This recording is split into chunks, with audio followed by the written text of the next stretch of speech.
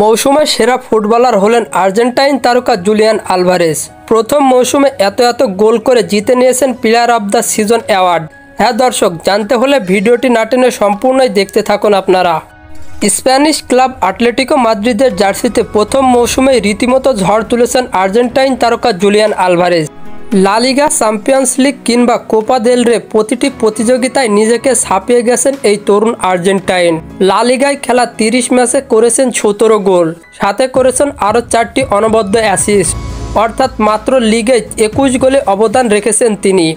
Champions লিগে গোল করেছেন 7টি, পাশাপাশি অ্যাসিস্টও করেছেন। একটি ইউরোপিয়ান মঞ্চেও ছিল তার সর্ব উপস্থিতি। কোপা দেল রে করেছেন 5টি গোল, সাথে করেছেন 2টি চোখ ধাঁধানো অ্যাসিস্ট। সর্বমোট 54 ম্যাচে আলভারেজ গোল করেছেন 29 এবং 7টি অ্যাসিস্ট করেছেন। মোট 36 গোলে অবদান। এই সংখ্যাগুলোই বলে দেয় মাঠে কতটা সাহসী ছিলেন তিনি।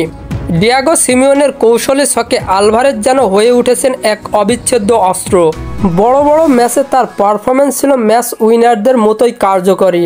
তো বন্ধুরা, আলভারেজের স্কিল পারফরমেন্স আপনাদের কাছে কেমন লাগে তা আপনাদের মতামত কমেন্ট বক্সে জানাতে ভুলবেন না।